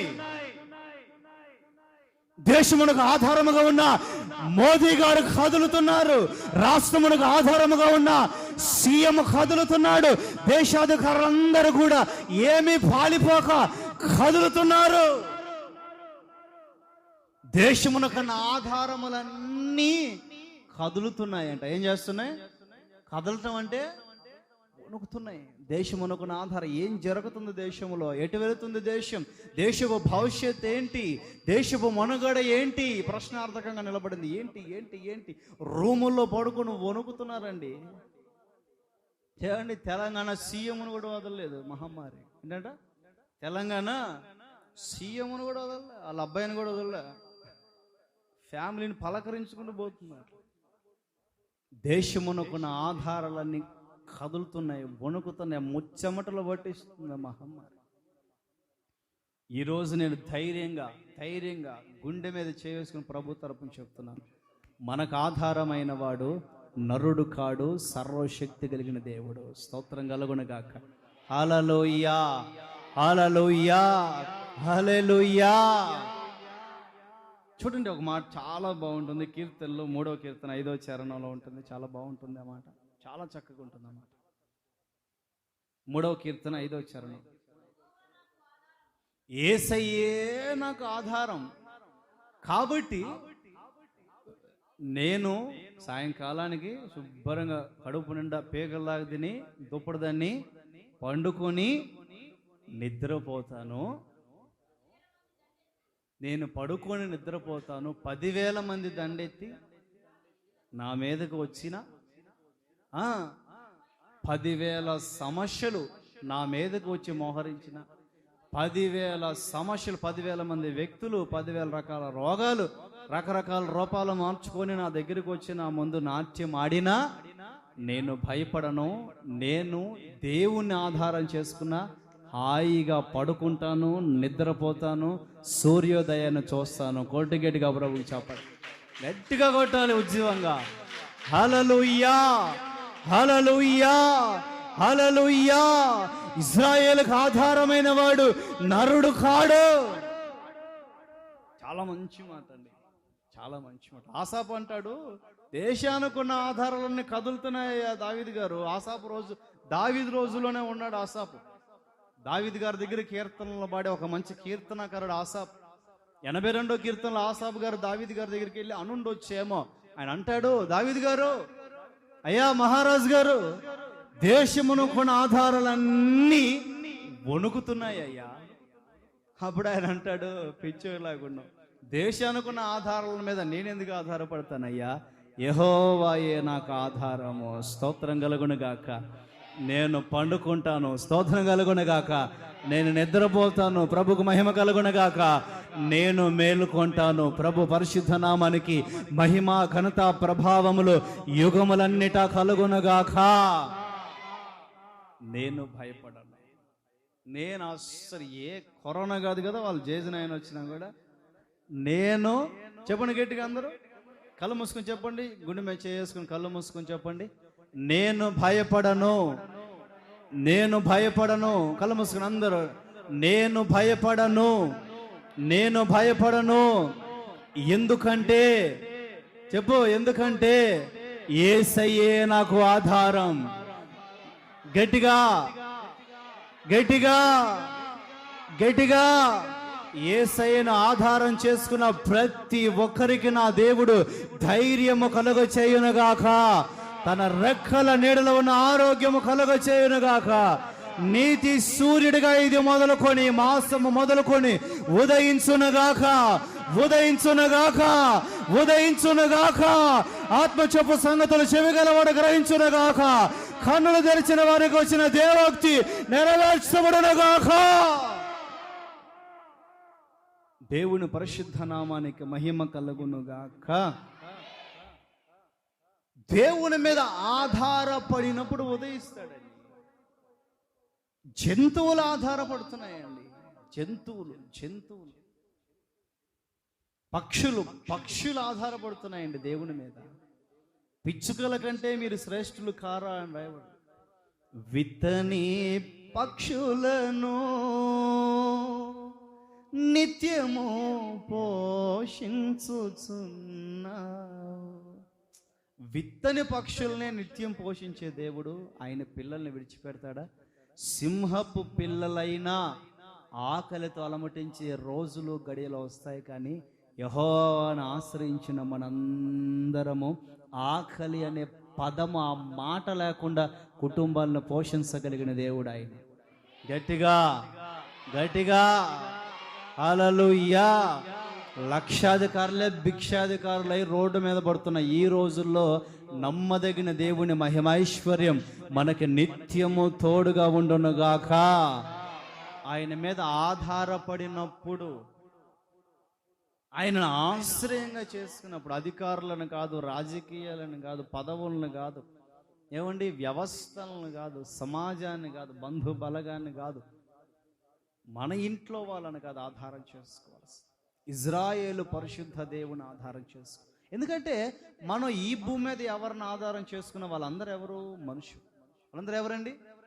ఏం చేయగలుగుతారు? నేను చేయగలిగినది చేయగలిగాను, మిగిలినది దేవుడే చూసుకో. నేను చేయగలిగింది ఏదో నేను చేశాను. దేవునికి మొక్కుకోండి అని 3 బొమ్మలు పెడతారు. ఉదయం ముస్లిం సంబంధం, ఉదయం హిందూ సంబంధం, ఉదయం క్రిస్టియన్కి సంబంధించి 3 రకాల ఆకారాలను బొమ్మలు పెట్టేస్తారు అక్కడ. నేను చేయగలిగింది చేస్తున్నాను, మీరు వెళ్ళి దేవునికి ప్రార్థన చేసుకోండి. దేవుడు కరుణిస్తే బతుకుతాడు, దేవుడు కరుణిస్తే బట్టగడుతాడు, దేవుడు కరుణిస్తే బయటకు వస్తాడు, దేవుడు కరుణిస్తే శ్వాస పీల్చగలుగుతాడు, దేవుడు కరుణిస్తే ఆక్సిజన్ అందుతుంది. ఏంటంట చెప్పండి, చెప్పండి గట్టిగా. దేవుడు కరుణిస్తే ఆక్సిజన్. ఇప్పుడు మనం ఆక్సిజన్ పీల్చగలుగుతున్నాం అని అంటే కారణం ఆమేన్, హల్లెలూయా. అలాంటి లక్షల కోట్ల రూపాయలు విలువైన ఆక్సిజన్ దేవుడు మనకు ఉచితంగా ఇస్తున్నాడు. అలాంటిది, అలాంటి పరంధాముని మీద ఆధారపడక మనుషుల మీద ఆధారపడ్డాం అనుకోండి, ఏదో ఒకరోజు చేతులు ఎత్తేస్తారు మనుషులు. హల్లెలూయా. అంతే, ఏదో ఒకరోజు చేతులు ఎత్తేస్తారు. మాకు చేత కాదు, మా వల్ల కాదు అని ఆధారపడదాం దేవుని. ఏ అవసరం ఉన్నా, పిల్లల పెళ్ళిళ్ళు చేయాలన్నా, వివాహాలు అవ్వాల్సిన కుటుంబాల్లో పిల్లలు ఉన్నారు, పిల్లల పెళ్ళిళ్ళు చేయాలన్నా, వ్యాపారంలో లాభాలు కావాలన్నా, పనులు జరగాలన్నా, ప్రయాణాల్లో సఫలత కావాలి అన్నా, కోవిడ్కి సంబంధించి ముఖ్యంగా నేను ఈ సబ్జెక్ట్ని కోవిడ్ మీద టార్గెట్ చేశాను.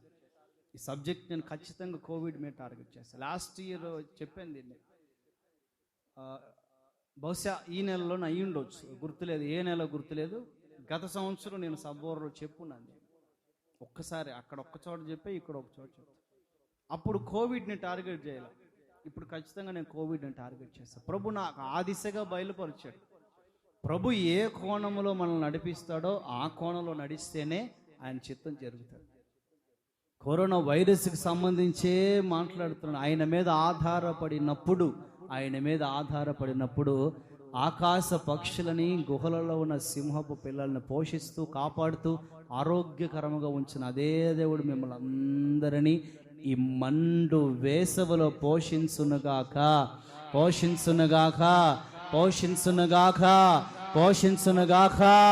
ఇజ్రాయేలుకు ఆధారమైన దేవుడు మిమ్మల్ని పోషించునుగాక. చాలండి, సమయం కొంచెం సరిపోదు. ఇంకొక చిన్న విషయం చెప్పి ముగిస్తాను. రాజుల 2వ పుస్తకం 3వ అధ్యాయములో ఒక సందర్భం జరుగుతుంది. మెయిన్ వర్డ్స్ తర్వాత చదువుకుందాం. మొదటి వాక్యం నుంచి నేను వివరిస్తాను, మీరు కొంచెం జాగ్రత్తగా వినండి. 7 సార్లు హల్లెలూయా చెప్పండి.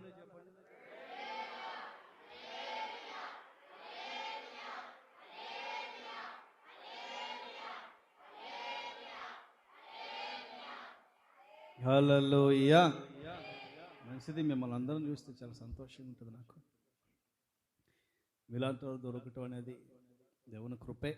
చాలా ఉజ్జీవంగా ఉంటారు, చాలా చోట్ల మబ్బుగా ఉంటారు. చెప్పి తలకాయ బోలు మాకే. హల్లెలూయా.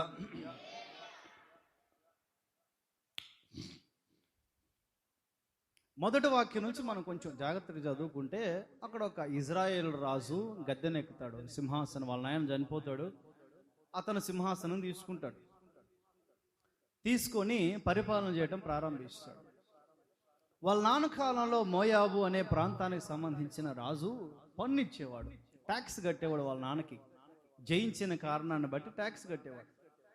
ఇతను గద్దెనెక్కిన తర్వాత ఇంకా అహాబు రాజు చనిపోయాడు కదా, వాళ్ళ నాన్న చనిపోయాడు కదా, చిన్నోడే కదా, ఇతను ఇంక ఇబ్బంది ఏముందిలే, ఇతను మన మీద యుద్ధానికి వచ్చిన జయించవచ్చు అని అదో రకమైన గర్వంతో పన్ను చెల్లించడం మానేశాడు. అప్పుడు ఈయన కోపం వచ్చి యుద్ధానికి బయలుదేరాడు. ఈ ఇజ్రాయెల్ రాజు ఒక్కనే వెళ్తే బాగుండదు, చిన్నోని కదా, పెద్దోళ్ళని సీనియర్ని, మా నాన్న కాలంలో ఉన్న యోధారాజు యెహోషాపాతుని తోడుగా తీసుకెళ్తే పెద్ద ఆయన మనకు తోడుగా ఉంటాడు, సలహాలు ఇస్తాడని పెద్ద మనిషి యూదారాజు అయిన యెహోషాపాతుని పిలుచుకున్నాడు. ఎవరు చెప్పండి? ఇజ్రాయేల్ రాజు. చెప్పండి, చూడాలా? ఎవరైనా? ఇజ్రాయేల్ రాజు యోధారాజును పిలుచుకున్నాడు.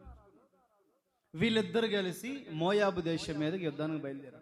ఎలా వెళ్దాం అని అంటే మధ్యలో మన అన్న ఉన్నాడు కదా, మోయాబు ఎదోము ఉన్నాడు కదా, అతను కూడా తీసుకుని వెళ్ళిపోదామని ఎదోము దేశం మీదుగా వెళ్ళి ఎదోము రాజును కూడా, ఎదోము అంటే ఏశావుకు సంబంధించిన స్వాస్థ్యం, వాళ్ళ రాజును కూడా తీసుకుని ముగ్గురు కలిసి బయలుదేరండి. ఏమంటే ముగ్గురు కలిసి యాత్ర ప్రారంభించాడు మోయాబు దేశానికి. 7 రోజులు తిరిగారు. ఎన్ని రోజులు చెప్పండి అందరూ, చెప్పలు గట్టిగా. 7 రోజులు తిరిగారు.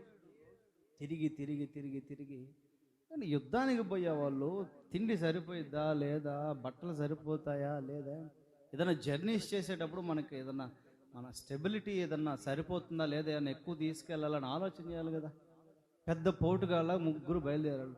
ఏమండి, సంఖలో బ్యాగులు తగిలించుకొని ముగ్గురు బయలుదేరారు గుర్రాలెక్కి. సరే వీళ్ళ ముగ్గురే పోతే అనుకోవచ్చు, వెనకాల సైన్యం ఉంది, 100 మంది సైన్యం ఉంది.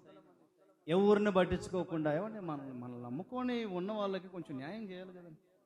మనల్ని నమ్ముకొని ఇప్పుడు మీరు ఏదైనా కార్యక్రమాల్లో పాల్గొంటూ ఉన్నా, లేకపోతే మీరు ఏదైనా సన్నిధికి వస్తున్నా, మీకు ఏదో ఒక న్యాయం చేయాల్సిన బాధ్యత నాకు ఉంది కదా. వాక్యం ద్వారానో, ఏదో తాగటానికో తింటానుకో, ఏదైనా కూటాలకు వచ్చినా ఇవ్వటం ద్వారా నన్ను నమ్ముకున్న పిల్లలకైతే అసలు అన్యాయం చేయండి. నేను తినకపోయినా పిల్లలకు ఉండేటట్లుగా ఎక్కడ ఏదో ఒక పూర్వకం ఏర్పాటు చేస్తాను. నన్ను నమ్ముకొని ఉన్నారు, తల్లిదండ్రులు విడిచిపెట్టి, ఇల్లును విడిచిపెట్టి వచ్చారు, ఉన్నారు. వాళ్ళకి న్యాయం చేయాల్సిన బాధ్యత నాకు ఉంది. ఏమంటే ముగ్గురు రాజులు బయలుదేరారు లబోదిబో అనుకుంటా, వెనకాల 100 మంది సైన్యం ఉన్నారు. చూసుకోవాల్సిన పని లేదండి. ఏమండి, కొంతమంది ఇది సువార్తలో చెప్పాలి ఇది, కానీ చెప్తున్నా, కొంచెం టచ్ చేస్తున్నా. కొంతమంది కంటారు పిల్లల్ని, కుక్క పిల్లల్ని అన్నట్టుగా అంటారు. పెంచాల్సిన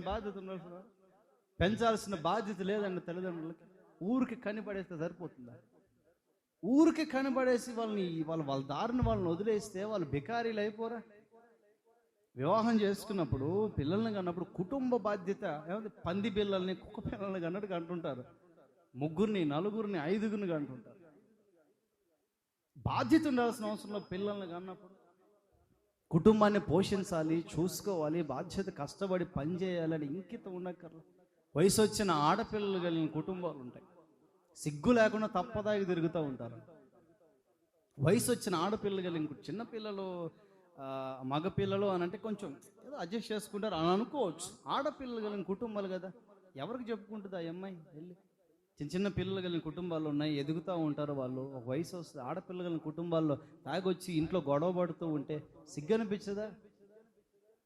ఉండదు, కొంచెం ఇంకిత ఉండదు. ఈ సువార్తలు చెప్పాలి, గుర్తొచ్చింది కాబట్టి చెప్తున్నాను మీకు. ఎవరన్నా ఉంటే కొంచెం అట్లా తాగుడనే కాదు, కొంచెం కొన్ని విషయాలు ఏమైనా ఉంటే సరి చేసుకోవాల్సిన అవసరం మనకు ఉంది. 3 రాజులు బయలుదేరారు, గుర్రాలు వేసుకొని, మంచి మంచి డ్రెస్సులు వేసుకుని 3 రాజులు వెనకాల సైన్యం ఉంది. పట్టించుకోవాల్సిన ఇంకితం లేదా? పట్టించుకోలేదు. మొత్తానికి 1 వారం రోజులు తిరిగారు. చుట్టూ ముక్కు ఎక్కడ ఉందా అని అంటే చుట్టూ దీపి చూపించినట్టు 1 వారం రోజులు తిరిగారు అడవుల్లో. చిట్ట చివరికి అందరికీ ఒకేసారి దాహం వేసింది. ఏంటంట, ఒకరికో ఇద్దరికో అయితే ఏ పక్కింటికో ఆ పక్కింటికో ఈ పక్కింటికో పోయి ఏదో తాగొచ్చు. అంతమందికి ఎవరు ఇస్తారండి? నీళ్ళు ఎవరు ఇస్తారు? తిండి ఎవరు పెడతారు? అంతమందికి ఏం అర్థం కాదు.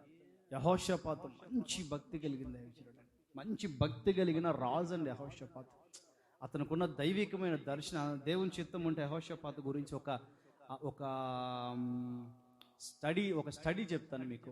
ఏమంటారు సబ్జెక్ట్ ఏంటి? అది క్యారెక్టర్ సబ్జెక్ట్. ఒక క్యారెక్టర్ సబ్జెక్ట్ చెప్పేదానికి మీకు భవిష్యత్తులో ప్రయత్నం చేస్తా. చాలా మంచి ఒక దర్శనం కలిగిన రాజు అండి యెహోషాపాతు. ఎవరు పిలిచినా తగ్గించుకొని పోతా ఉంటాడు. ఏ రాజు పిలిచినా నేను నీవాడినే పద వెళ్దాం ఉంటాడు. నేను నీవాడినే పద పోదాం ఉంటాడు. మంచి రాజు అంటే చూద్దాం, భవిష్యత్తులో చూద్దాం. యెహోషాపాతు వెంటనే ఒక దైవికమైన ఆలోచన వచ్చింది. అయ్యా, దేవుడు మనకి ఎలాంటి మేలు చేయబోతున్నాడో, అసలు యుద్ధం జరిగిద్దా జరగదా, జయం వస్తుందా రాదా అని దైవజనుడి దగ్గర విచారం చేసి తెలుసుకోవటానికి ఇక్కడ ఎవరైనా ఒక దైవజనుడు ఎవరైనా ఉన్నారా అని విచారణ చేస్తే ఇజ్రాయేలు రాజు సైన్యములో ఉన్న ఒక వ్యక్తి యెహోషాపాతు దగ్గరికి వచ్చి అంటాడు, అయ్యా ఒక్కడున్నాడయ్యా.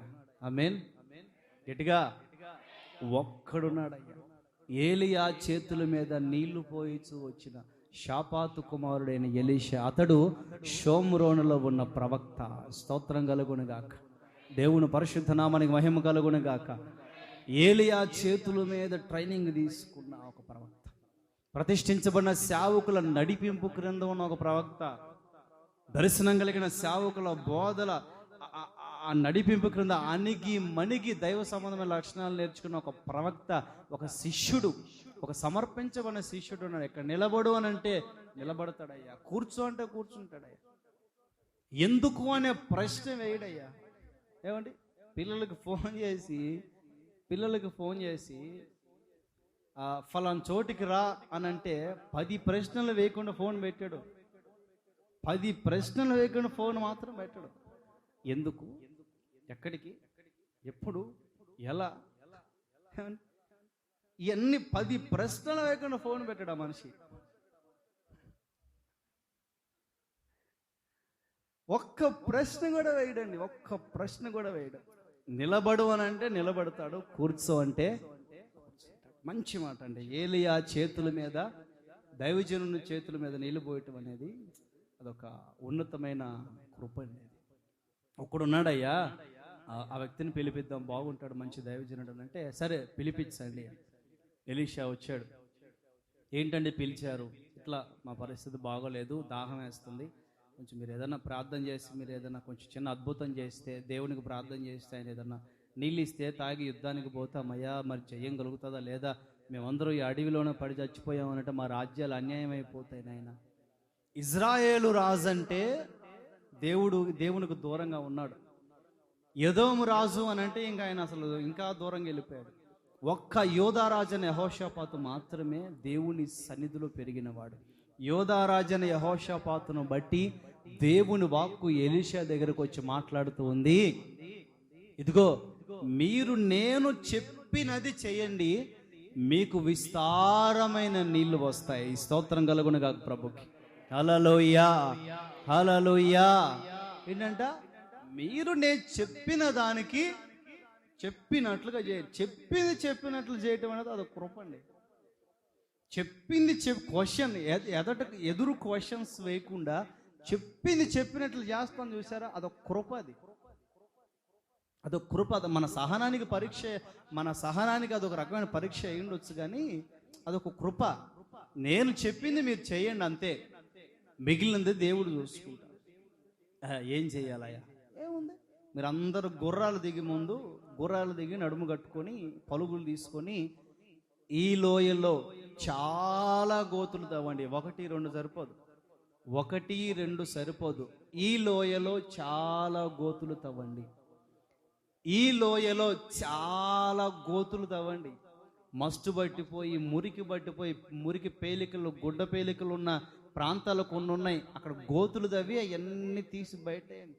చచ్చిన శవాలు, బొనికలు ఉన్నాయి. ఏమంటారు ఇక్కడ, ఎముకలే అనేది, మామూలుగా నేను అనేది ఎముకలే, ఎముకలు ఉన్నాయి. చచ్చిన శవాల కలేబరాలు ఉన్నాయి. అవన్నీ తీసి బయటపడేసి చాలా గోతులు తవ్వి ప్రాంతాన్ని శుభ్రం చేయండి. గాలి రాకపోయినా, వర్షం రాకపోయినా, మేఘాలు పట్టకపోయినా ఈ దేశమంతటా నీళ్లు ప్రవహిస్తాయి. చప్పటి కొడు ప్రభు నామని కనపడు. గోటగేటుగా ప్రభుకి హల్లెలూయా, హల్లెలూయా. గాలి రాకపోయినా, వర్షం రాకపోయినా, మేఘాలు పట్టకపోయినా వాటితో దేవుడు అద్భుతం చేయాలి అని అంటే వాటితో సంబంధం లేదు. నేను చెప్పినట్లుగా మీరు చేయండి. వాక్యానికి విధేయత చూపించినప్పుడు ఉదయిస్తాడండి. జరిగింది చెప్తా, వాళ్ళు మంచిగా విన్నారు, ఆయన చెప్పింది విన్నారు. గోతులు తవ్వారు, నీళ్ళు వచ్చాయి. ఆ నీళ్ళన్నీ మోయాబు ప్రాంతం మీదుగా ప్రవహిస్తూ పోతున్నాయి. ఆమేన్. వాళ్ళందరూ కూడా అవతల వైపు ఉన్నారు. అప్పటి వరకు ఆ ప్రాంతంలో సెలయేర్లు కానీ, కోనేరులు కానీ, ఇంకా చెరువులు కానీ, కాలువలు కానీ, నదులు కానీ ఏమీ లేవు. ఆ వైపు ఉన్నారు. సూర్యోదయం అవుతుండగా అందరు లేచి కలదుడుచుకొని ఇట్లా చూసేసరికి అక్కడ ప్రవహిస్తున్న నీరు సూర్యోదయం నీటి మీద పడి వీళ్ళ కంటికి రక్తంలా కనపడుతుందంట. ఎట్లా? సూర్యోదయము నీళ్ళ మీద పడి వీళ్ళ కంటికి, శత్రువుల కంటికి రక్తంలా కనపడు. అప్పుడు ఏమాలనుకున్నారు? అయిపోయింది, రాదు రాదు రాదు అనుకున్నావా? వచ్చేసింది వీళ్ళకి కూడా కరోనా. రాదు వీళ్ళు అట్లాంటి వాళ్ళు ఇట్లాంటి వాళ్ళు, రాదు రాదు రాదు అనుకున్నావా? చూసావా, వీళ్ళకి కూడా వచ్చేసింది కరోనా. వీళ్ళు కూడా ఓడిపోయారు, వీళ్ళు కూడా చచ్చిపోయారు. ఇక వీళ్ళు ఇంకా జయించే పని లేదు. మొత్తం వాళ్ళని వాళ్ళే చంపుకున్నట్టున్నారు, వాళ్ళని వాళ్ళే గొడవాడుకున్నట్టున్నారు. మందిరాల్లో విశ్వాసులాగా కొన్ని మందిరాల్లో వాళ్ళే అనుకుంటుంటారు, వాళ్ళే గొడవ పడుతుంటారు. ఏమండి, వాళ్ళకే పదవుల మధ్యలో గొడవలు వస్తుంటాయి, వాళ్ళకే కానుకల మధ్యలో గొడవలు వస్తుంటాయి. ఏమండి, వాళ్ళకే పాటల దగ్గర గొడవలు వస్తుంటాయి. ఏమండి, గుడ్ ఫ్రైడేకి 7 మాటలు ఇస్తారుగా, ఆ మాటల దగ్గర గొడవలు వస్తుంటాయి. నువ్వు ఆ మాట చెప్పి నేను ఈ మాట చెప్పా, ఏ మాట చెప్పినా మొత్తానికి గొడవ. నువ్వు అది చెప్పావు, నువ్వు ఇది చెప్పావు, నువ్వు అట్లా చెప్పావు, నువ్వు ఇట్లా చెప్పావు. మొత్తానికి వాళ్ళకి గొడవలు అయ్యి చచ్చిపోయి ఉంటారు అందరు. రక్తం చూడు, రక్తం ఏరులే పారుతుంది. ఏమో వాళ్ళకి మధ్యలోనే 3 రాజులు, 3కే ఐక్యత లేనప్పుడు 100 మంది ఏం పరిపాలన చేస్తారు? వాళ్ళు తలకాయ లేని వాళ్ళు. 3కే యూనిటీ లేనప్పుడు ఇంక వేల రాజ్యాల తరబడి రాజ్యాలని ఏం పరిపాలన చేస్తారు, ఏం జయిస్తారని వాళ్ళు మనసులో హీనపరుచుకొని, పదండి వాళ్ళ చనిపోయి ఉంటారు కదా, కొల్ల సొమ్ము ఏమంటారు, కొల్ల సొమ్ము, వాళ్ళ సొమ్ము తెచ్చుకొని ఉంటారు కదా, ఏదో ఒకటి బంగారము వెండి ఏదో ఒకటి, అవన్నీ తెచ్చుకొని గుర్రాలను తెచ్చుకుందాం అని చెప్పి ప్రిపరేషన్ లేకుండా పోయారండి అక్కడికి. ఆమేన్. ప్రిపరేషన్ లేకుండా పోయారు అక్కడికి. మోయాబీలందరూ కూడా పోయేసరికి మనోళ్ళు అప్పుడే కత్తులు సర్దుకొని ఉన్నారు. స్తోత్రం కలుగును గాక.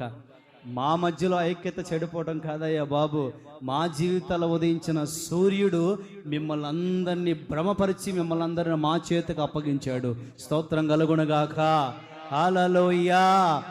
ఇక నరకటం స్టార్ట్ చేస్తే ఇంకా ఏ పీస్ ఎక్కడో తెలియట్లా. మొత్తం శత్రువులందరినీ మట్టి కరిపించేలా చేశాడండి నీతి సూర్యుడు. ఆమేన్, ఆమేన్, ఆమేన్.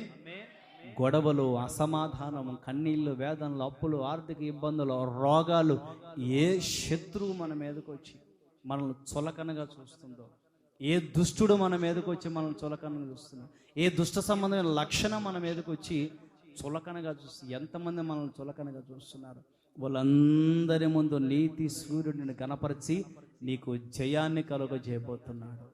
గట్టిగా గట్టిగా జయము కలుగునుగాక, జయము కలుగునుగాక. రోగముల మీద జయము కలుగునుగాక, అప్పుల మీద జయము కలుగునుగాక, ఆర్థిక ఇబ్బందుల మీద జయము కలుగునుగాక, జయము కలుగునుగాక, జయము కలుగునుగాక, జయము కలుగునుగాక. ఎప్పుడు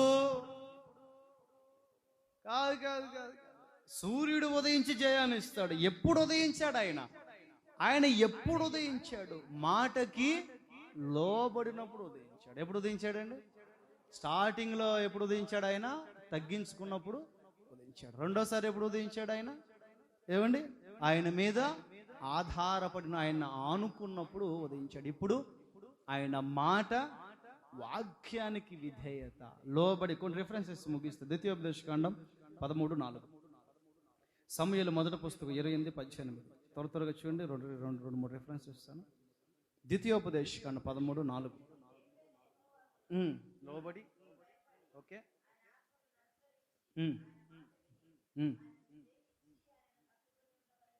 చాలు.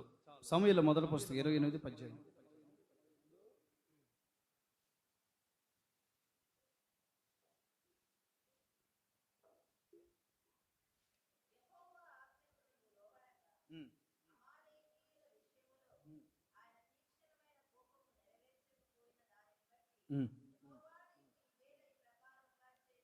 చాలండి, తర్వాత ఇంక చాలు, ఇంకొకటి ఉంది, అవసరం లేదు అది.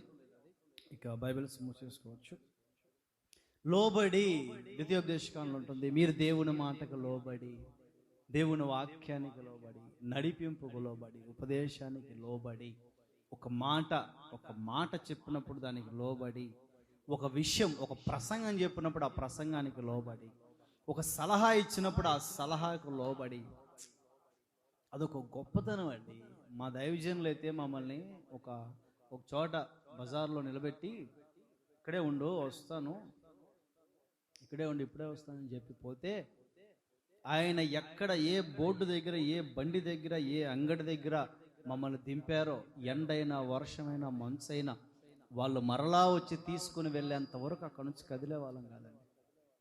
లోబడి, మంచా చెడా అని కాదు, అవునా కాదా అని కాదు, లోబడి, విధేయత, దేవుని వాక్యానికి లోబడి, వంచి, తల వంచి, ఒక సలహా ఇచ్చినప్పుడు లోబడి.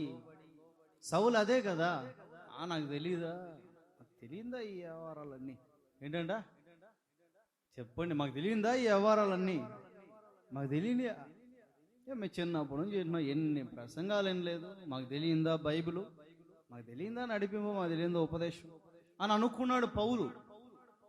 అమాలేకీలందరినీ చంపయ్యా, వాళ్ళందరూ దేవునికి వ్యతిరేకంగా ఉన్న ఒక శపించబడిన జాతి, వాళ్ళందరినీ ఆ మట్టి కరిపించేసేయ్యా అని చెప్తే, పోయి మనుషుల్ని చంపి పశువులను తెచ్చుకున్నాడు సైడ్ బిజినెస్ చేద్దామని. మన మనుషులను చంపితే ఏం రాదు కదా, మనిషి తలకి వాల్యూ లేదు, కానీ జంతువుల తలకు మాత్రం వాల్యూ ఉంది. ఏ జంతువుకు సంబంధించి ఆ జంతువుకు వాల్యూ ఏదో ఒకటి ఉంటుంది, మనిషి తలకు తప్ప అన్ని జంతువులకు వాల్యూ ఉంది. ఏం చేద్దాం అనుకున్నాడు, ఏ సైడ్ బిజినెస్ చేద్దాం అనుకున్నాడు, మందలోకి తీసుకొచ్చి అన్యుల గొర్రెల్ని ఇజ్రాయిల్ గొర్రెలు నెట్టేసేసి అందరినీ గుంపులో గో అని చెప్పేసేసి అన్నీ ఒక చోట పెట్టి తాళాలేసి పెట్టాడు. మళ్ళీ సమూయేలు దగ్గరికి వెళ్ళి, అయ్యగారు, పాస్టర్ గారు, మీరు చెప్పిందే చేశాను పాస్టర్ గారు, అచ్చం మీరు చెప్పిందే చేశారు పాస్టర్ గారు, మీరు చేయమన్నట్లే చేశారు, మీరు ఎట్లా ఓపెన్ చేయమన్నారు అట్లానే, మీరు ఏ వ్యాపారం చేయమన్నారు ఆ వ్యాపారమే చేస్తున్నాను. మేము వెళ్ళి ప్రార్థన చేసేటప్పుడు ఏమో కురుకురే ప్యాకెట్లు ఉంటాయి, మేము వెళ్ళి ప్రార్థన చేసేటప్పుడు ఏమో కురుకురే ప్యాకెట్లు ఉంటాయి, మేము ఇంటికి ఇంక మందిరానికి వెళ్ళిపోయి మా సేవలో మేము ఉన్న తర్వాత ఏమో గుట్కా ప్యాకెట్లు ఉంటాయి. ఏమండి, మేము వెళ్ళి ప్రార్థన చేసినప్పుడు ఏమో స్వీట్ బాక్సెస్ ఉంటాయి, స్వీట్ బాక్సెస్. మేము మందిరానికి వెళ్ళిపోయిన తర్వాత మరలా లోపల దాచుకుని బయటికి తీస్తే అక్కడేముంటాయి, సిగరెట్ బాక్సెస్ ఉంటాయి. ఏమండి, సిగరెట్ బాక్సెస్ ఉంటాయి. మేము అడిగినప్పుడేమో ఎంత ఇదెంత 15 రూపాయలు అన్న. అవునా, ఓకే. మేము వెళ్ళిపోయిన తర్వాత ఏమో 30 రూపాయలు అన్న. మీరు చెప్పిందే చేస్తాం, మళ్ళీ దాంట్లో నుంచి తీసుకొస్తారు నమ్మకంగా దశం బాగా. కొంతమంది వడ్డీలు వ్యాపారాలు చేసి తీసుకొస్తుంటారు. ఏ వ్యాపారం చెప్పండి, మీరు చెప్పిందే చేస్తున్నామన్నా. మేము చెప్పాము వడ్డీ వ్యాపారం చేయమని, వడ్డీ వ్యాపారం చేయమని మేము చెప్పాము. అమ్మ బాబాయ్, వడ్డీ వ్యాపారం చేయమని మేము చెప్పామండి. చేయకూడదని బైబిల్లో రాయబడలేదా? యెహోవా పర్వతమునకు ఎక్కదగిన వాడేవాడు, ఆయన పరిశుద్ధ స్థలంలో నిలవదగిన వాడేవాడు అని కీర్తనకారుడు కీర్తన స్టార్ట్ చేసి అట్లా అట్లా అట్లా అట్లా కిందకు వచ్చి, తన ధనమును వడ్డీకి ఇవ్వని వాడు అని అంటాడు. తన ధనమును వడ్డీకి ఇవ్వని వాడే పరిశుద్ధ స్థలం నిలబడతాడు. వడ్డీ వ్యాపారం చేస్తూ, అబద్ధాలు చేసి సంపాదిస్తూ, ఏమండి మోసాలు చేసి సంపాదిస్తూ, దాంట్లో నుంచి దేవునికి ఇస్తూ, మీరు చెప్పిందే చేస్తారు. యెహోవా మాటకు లోబడే.